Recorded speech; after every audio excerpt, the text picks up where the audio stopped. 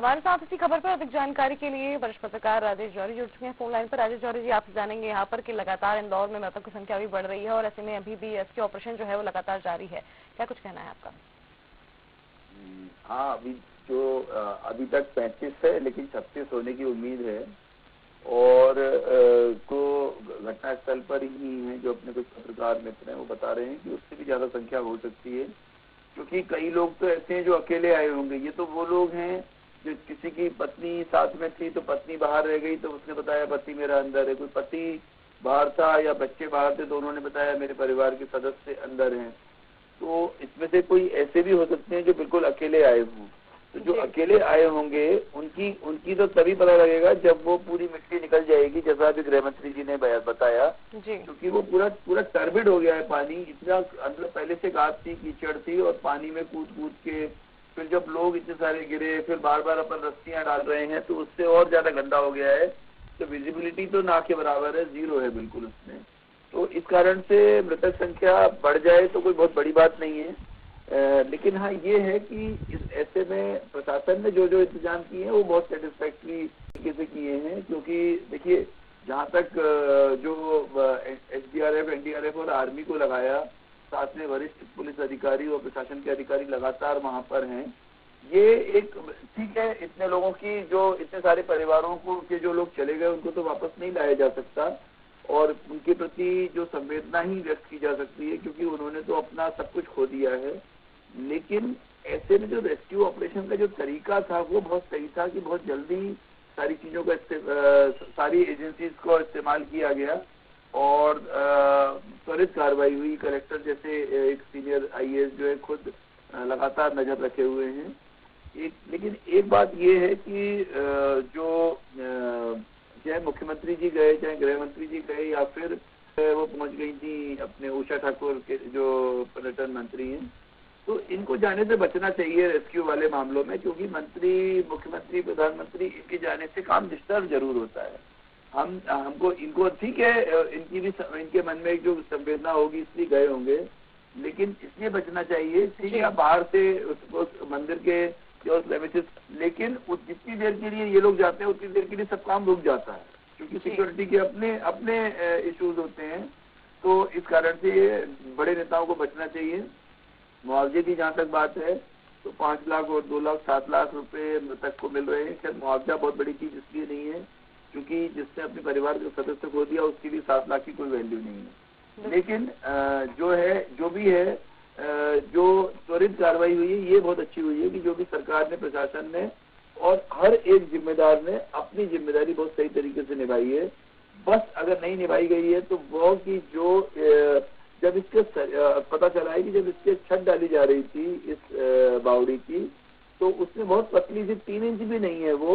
और एक और बात पता चली है बड़ी कि जो पुलिस और एनडीआरएफ वगैरह जो काम कर रहे थे, तो वो लोग जब निकाल रहे थे और जब आर्मी वाले पहुंचे, तो आर्मी वाले जो आपको यहाँ बता दें अनन्या कि यहाँ पे महार रेजिमेंट की 4ठी बटालियन है मऊ में जो इस समय पदस्थ है, तो उसके जवान वहां पहुंचे 4 महार रेजिमेंट के, और उन लोगों ने सबसे पहले कटर से सरिये काटे, क्योंकि सरिया सबसे बड़ा ऑब्स्ट्रक्शन था। अगर पुलिस, एनडीआरएफ और एसडीआरएफ पहले सरिये काट लेती तो शायद कुछ लोग और बच सकते थे, जिंदा बच सकते थे। तो देखिए फौज का अपना एक तरीका होता है, वो तो उतरे ही नहीं, पहले उन्होंने सरिया काटा फिर उसके बाद उतरे, और उसी कारण से बहुत तेजी से काम हो पाया। जी, बहुत धन्यवाद राजीव जी हमारे साथ जुड़ने के लिए और तमाम कहीं ना कहीं अटैच हो जाएंगे और अपने वापस से काम करने लगेंगे।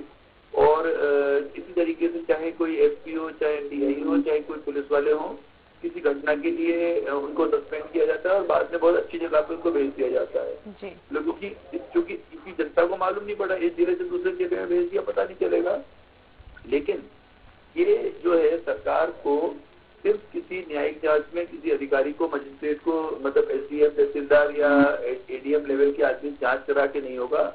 आपको ये सबसे पहले तो उनको बर्खास्त करना चाहिए जिसकी गलती है। पहले भी अपनी बात हुई है, बर्खास्त किसी को नहीं किया जाता है, सस्पेंड किया जाता है, उसमें 50% सैलरी मिलती है और 50%, और वो भी केस में जीत जाते हैं, वापस पूरी ले लेते हैं, और उतने दिन उनको मुख्यालय में अटैच किया जाता है, दिन भर कोई काम भी नहीं करते। तो वो तो मजे में रहे ना, उनको ना आर्थिक रूप से कोई नुकसान हुआ, ना सामाजिक रूप से कोई नुकसान हुआ, ना ही किसी तरह का कोई मानसिक नुकसान हुआ, और उनको अधिकारी बोलते हैं बेटा मजबूरी थी, तुमको इसलिए करना पड़ा है। और समझते हैं कि चलो पब्लिक को खुश करने के लिए सस्पेंड किया गया है। तो कुल मिला के सस्पेंड करना या सस्पेंड 2-4 लोग बर्खास्त नहीं होंगे।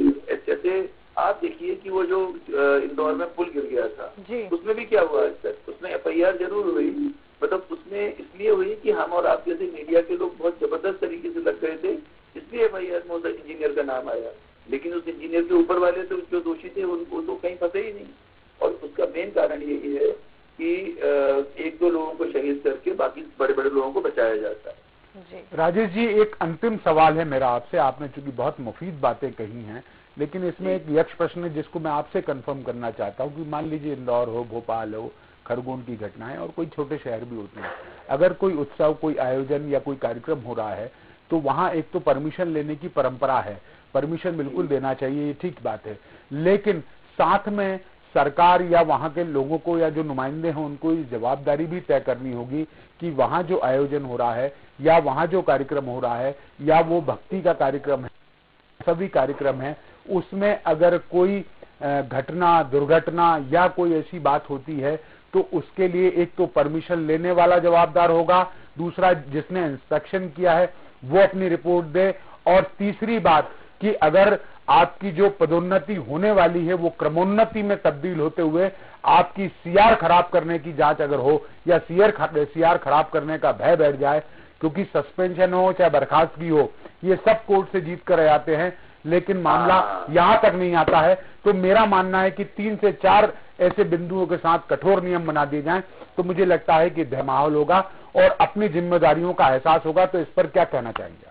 आपकी बात सही है। हमने अभी थोड़ी देर पहले यही कहा था कि ऐसे किसी भी आयोजन के लिए SOP बनना चाहिए, स्टैंडर्ड ऑपरेटिंग प्रोसीजर होने चाहिए।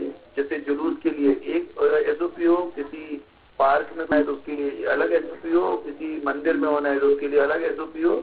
और वो देखिए, ये बहुत बड़ी बात नहीं है अगर कुछ अधिकारियों को जिम्मेदारी दे दी जाए। हमारे यहाँ NDRF, SDRF की जो टीमें हैं, इनसे अच्छा SOP कोई बना नहीं सकता, क्योंकि देखिए ये दिन रात उन चीजों से जूझते हैं। और अगर इन लोगों को जिम्मेदारी दे दी जाए, देखिए हमेशा तो कोई ना कोई आपदाएं होती नहीं है, जब ये फ्री रहते हैं तो इस तरह के मुद्दों पे, इस तरह के मुद्दों पर ये चाहे तो SOP बना सकते हैं। और इनकी बनाई हुई SOP ये मान के चलिए उस IAS IPS की बनाई हुई SOP से लाख गुना अच्छी होगी, क्योंकि इनको प्रैक्टिकल नॉलेज है उन घटनाओं की, कैसे घटनाएं होती हैं, कैसे किन कारणों से कोई हादसे होते हैं और उन हादसों से जल्दी से जल्दी कैसे निकाला जा सकता है लोगों को। और पहली चीज तो हादसे होना वो ज्यादा इम्पोर्टेंट है। आप देखिए कई बार क्या होता है, जैसे प्रदीप मिश्रा जी के में उनको मालूम ही नहीं था कि इतने लाखों लोग आ जाएंगे। तो अब सवाल ये है कि इसके लिए, इसलिए अब जैसे उसके बाद उसका एक और कार्यक्रम हुआ, उसमें कुछ भी नहीं हुआ जो अभी कोटेश्वर तीर्थ पे हुआ था, क्योंकि वहां पर पहले से तैयारी की गई थी कि इतने लोग आ सकते हैं। तो चाहे ट्रांसपोर्ट की व्यवस्था हो, चाहे सड़क की व्यवस्था हो, सारी चीजें अच्छे से देखी गई थी।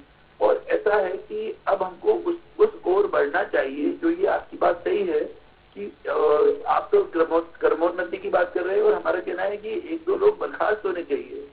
जब बर्खास्त होंगे तब जो फिर उनको, अब हमारा आप जैसे पत्रकार उनको फ्रंट पेज पे छापेंगे कि फलाना आदमी बर्खास्त हुआ, तब अधिकारी डरना शुरू होगा। ठीक बात। आज स्थिति ये है, अधिकारी के मन में, ब्यूरोक्रेट के मन में डर बिल्कुल नहीं है, क्योंकि आपको हमने कई केस देखे हैं। वो बात बोलना या सही रहेगा कि नहीं रहेगा, लेकिन वो बोलते हैं कि अरे यार कुछ नहीं होता है, पैसे लगते हैं बस, बाकी सब हो जाता है। मतलब जिसने जांच करनी है उससे पैसे लेने के लिए आना, जल्दी अपना नाम लिखवाते हैं। वो उन्होंने देखा अच्छा ये वाला डिपार्टमेंट, जैसे स्पेशली जो ये सबसे ज्यादा बजट आता है इसमें चिकित्सा वाले में, मेडिकल में, और उसमें यही होता है कि हर अधिकारी चाहता है कि मेरी जांच में ड्यूटी लगे। तो उसमें फिर वो लाखों करोड़ों के बजट जहाँ होंगे शिक्षा में और चिकित्सा में, तो वहीं पे वो ज्यादा पैसे ले सकते हैं। तो कुल मिला के ये है कि 1-2 लोगों की बंद करनी चाहिए, सिर्फ बातों से नहीं चलेगा। लोग नाराज हैं, लोगों को, मतलब लोगों के मन में अब तो गुस्सा तो नहीं कहेंगे, लेकिन इतना दुख है, वो दुख कब दूर हो सकता है, कब कम हो सकता है, जब कुछ जिम्मेदार लोगों को बर्खास्त किया जाए। जी बिल्कुल, बहुत धन्यवाद राजेश जौहरी जी हमारे साथ जुड़ने के लिए और तमाम चर्चा के लिए। तो बिल्कुल एक बहुत ही गंभीर मुद्दा है ये, जहाँ पर सुरक्षा जो है पहले होनी चाहिए।